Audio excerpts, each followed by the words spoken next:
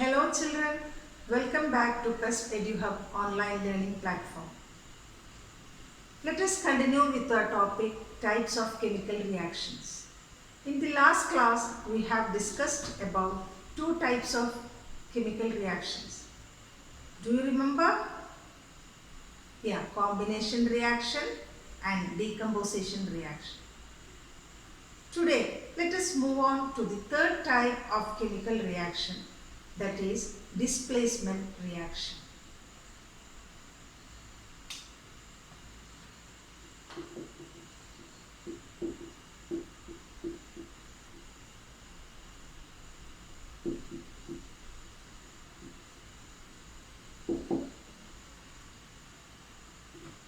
So the type of chemical reaction in which a more active element displaces a less active element from its salt solution is called as displacement reaction.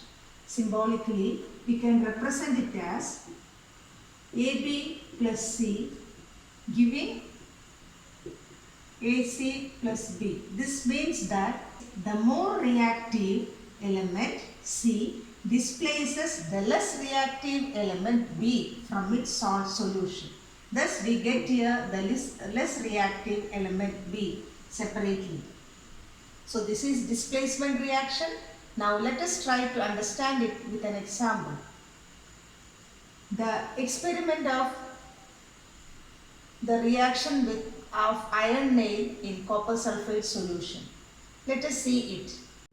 Two test tubes marked A and B are taken. Then about 10 ml of copper sulfate solution are poured into both of these test tubes. The test tube B is kept there for reference and test tube A is fixed in a stand. Now take iron nails and clean thoroughly using a sandpaper. Then tie carefully two iron nails using a thread and immerse it carefully into the test tube A. After about 20 minutes, when we take out the iron nail, see the changes happened. Reddish brown copper is deposited over the iron nail.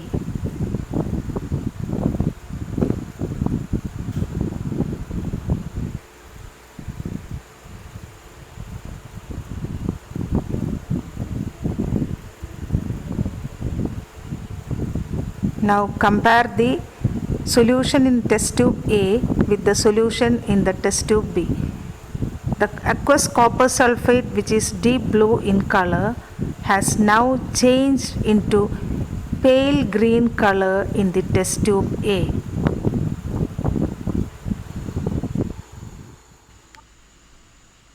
What is the chemical reaction occurring there? That is iron plus copper sulfate. As you have seen, copper sulfate, aqueous solution giving FeSO4 plus copper. So here the more reactive element iron has displaced the less reactive element copper from its salt solution, as we have seen. So aqueous copper sulfate is blue in color, and when the reaction is complete, you can see the color changed to pale green color of ferrous sulfate, and you can see the reddish brown color of copper also in the experiment. So let us consider another example, that is the action of zinc with copper sulfate solution again. So here also, since zinc is more reactive than copper, it will displace copper from its aqueous solution, giving zinc sulfate plus copper. The observation you can see here is the blue color of aqueous copper sulfate solution will be changed to colorless solution, that is zinc sulfate is formed here, and reddish brown powder will be settling at the bottom of the test tube. Reddish brown powder of copper element will be settling at the bottom of the test tube in this experiment. So this is displacement reaction. Now let us see the fourth type of chemical reaction, that is double displacement reaction. Double displacement, or you can call it as double decomposition reaction also. So what is this? Here the two compounds in solution form react together to form products by the mutual exchange of radicals between them. Symbolically, we can give it as AB plus CD. These are the two compounds participating in the chemical reaction, forming mutual exchange of radical is taking place here and forming two different products, that is AD and CB. So this double displacement reaction, there are two types. We can classify it into two types. That is, the first one is precipitation reaction. Now let us see what is a precipitation reaction.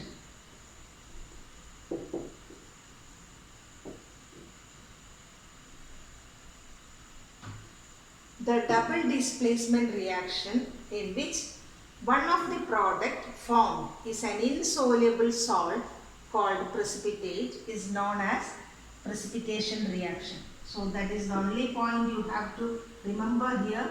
An insoluble salt, which we call by the term precipitate, is formed in the case of precipitation reaction.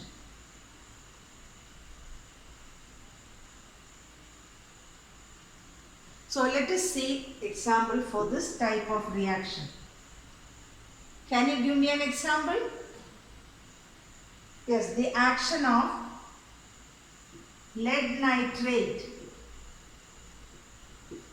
with potassium iodide, which we have already seen in the previous class. So you have seen that white solid powder was taken of lead nitrate and potassium iodide. Then we have made it into solution form. Both were made in their solution form. Then potassium iodide solution was added to lead nitrate solution. Then what was the observation we saw there? The formation of a bright yellow precipitate we have seen. So it is due to the lead iodide formed there, along with potassium nitrate, which is soluble in that solution. So this is an example for the action of lead nitrate with potassium iodide to give lead iodide and potassium nitrate is an example for precipitation reaction.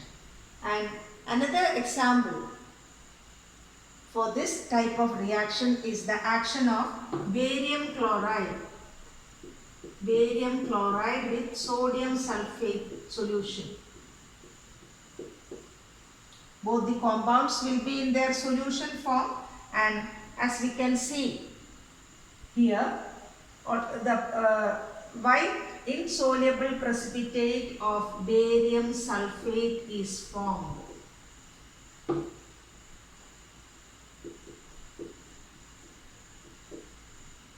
Along with sodium chloride, which is soluble in that solution. Solution of sodium sulfate and barium chloride are taken in two test tubes. Barium chloride is added to sodium sulfate solution. We can see the formation of white precipitate in the test tube. Now, when this test tube is kept undisturbed for some time in the test tube stand, we can see that the white precipitate is settling down at the bottom of the test tube. This insoluble white precipitate is due to the formation of barium sulfate. So these are the example for precipitation reaction. Now let us see the next type of double displacement reaction, that is neutralization reaction. Neutralization reaction, it is the, here in this type of reaction, the two compounds, it will be an acid and a base. The reaction between an acid and a base to form a salt and water is known as neutralization reaction. Let us see the example of neutralization reaction here. The action of the base sodium hydroxide with an acid, hydrochloric acid. So here the formation of the salt sodium chloride and along with it water H2O is also formed. This is the example for neutralization reaction. So this neutralization reaction have many application in our daily life. For example, when people are troubling with the acidity problem, the doctors prescribe antacids like milk of magnesia. That is one of the application which you will study later. With this, we are coming to the end of the discussion of the topic types of chemical reaction. So we have already studied here 4 types of chemical reaction. Each have some special characteristic that you have to know and understand the difference between the 4 types. That is combination reaction, decomposition reaction, displacement reaction and double displacement reaction. Now next we have to discuss about another category of reaction, that is oxidation and reduction.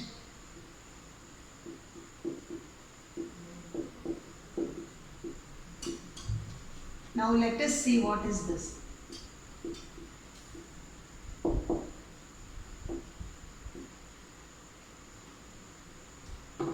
If in a chemical reaction the substance gains oxygen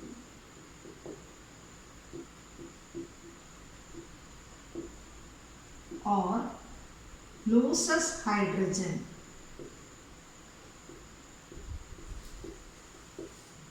we call such a reaction as oxidation, or we say that it is oxidized. Now, and coming to reduction, in a chemical reaction, if the substance loses hydrogen, if the substance loses oxygen or gains hydrogen, just opposite of oxidation, we call such a reaction as reduction. Now, in a chemical reaction, when oxidation and reduction take place simultaneously, we call them by the term redox reaction. The chemical reaction in which oxidation and reduction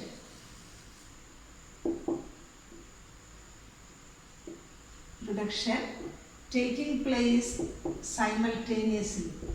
Such reactions we call as redox reaction. Now, let us try to understand this with the help of an example.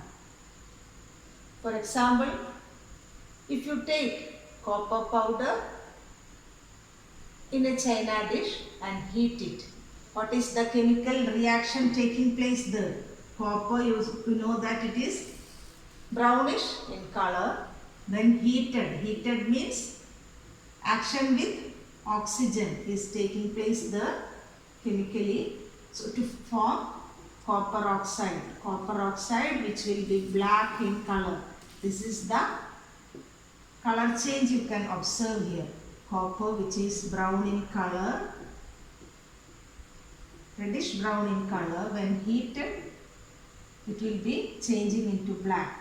See, in this reaction you can see here gaining of oxygen is taking place. So this reaction we can call as oxidation. Now the same copper oxide, if hydrogen gas is passed over this copper oxide, we will get back copper plus H2O. So if you balance it, this will be this manner. So here, what can you observe here? Here, gaining of hydrogen is taking place. So we can call it as reduction. Now let us see this chemical reaction once again. Copper oxide plus hydrogen, and hydrogen gas passed over copper oxide, we are getting copper plus water. Here, see, you can see, if you examine it closely, you can see here two processes are taking place simultaneously. Here, copper oxide is losing its oxygen and forming copper. So, losing of oxygen, what we call that? It is reduction.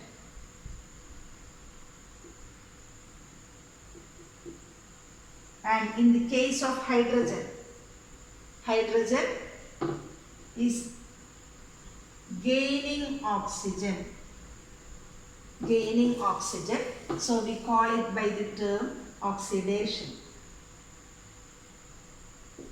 So here both oxidation and reduction is taking place simultaneously. So the action of hydrogen over copper oxide, we can call it as a redox reaction. Now let us see another example. The action of zinc oxide with carbon to produce zinc and carbon monoxide. Let us see what is happening here. Zinc oxide is losing its oxygen. So what is happening? Losing of oxygen means reduction is taking place in this step. And what about carbon?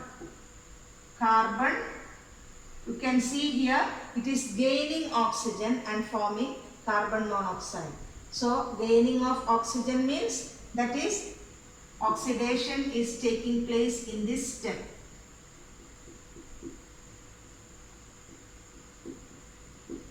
So here also both oxidation and reduction taking place simultaneously. So this also we can give as an example for redox reaction. So this is the another category we are studying today, that is oxidation and reduction. The important term which you have to remember here is the oxidation means it is the gaining of oxygen or losing of hydrogen, and reduction means it is the losing, just opposite of oxidation, that is losing of oxygen or gaining of hydrogen. If that concept is thorough for you, you can identify both oxidation and reduction reaction in any of the chemical equation given for you. So this oxidation and reduction reactions have many applications in daily life. Now let us see the effect of oxidation and reduction reactions. One effect which we have to study here is corrosion. What is corrosion? It is the process of corroding of metals by the action of moisture, acid, etc. around it. Can you give me an example for corrosion? Yeah, it is very familiar examples are in front of us, which we are seeing in daily life. Rusting of iron. Rusting of iron, it is a corrosion or corrosion of metal is taking place there. That means the metal iron reacting with oxygen in the presence of moisture to form hydrated ferric oxide. That is the rust. So rusting of iron is an example for corrosion. Then another example, you might have seen silver metals or silver ornaments blackening after some time. That also is due to the corrosive action of the metal. That is another example which we can see. Then copper vessels. Copper vessels at home you might have seen when we are not using it for a long time. A green colored coating can be seen over the surface.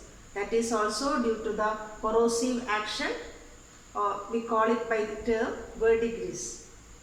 The next effect of oxidation reduction is rancidity. Another term, rancidity. This is the rancidity means it is the oxidation of fats and oils in food. Oxidation of fats and oils. So when these fats and oils in the food products are oxidized, how can we understand it? Many packed foods we are using. So when if the oxidation reaction has taken place there will be change in smell, taste, etc. So to prevent this rancidity in packaged food industry, see for example the chips packets which you are buying. So you can see it is puffed up. They are actually puffed up or they are filled with the nitrogen gas to prevent the oxidation of that chips or packaged food product, and to prevent the oxidation we are puffing it up with nitrogen gas. Then another example, see in such food products, many food products we store in airtight containers. So to prevent the action of this food with oxygen present in the air, we are storing many food products in airtight containers. In the same way, in the case of how can you prevent the rusting of iron? For that also one of the common thing which we are seeing around is the painting.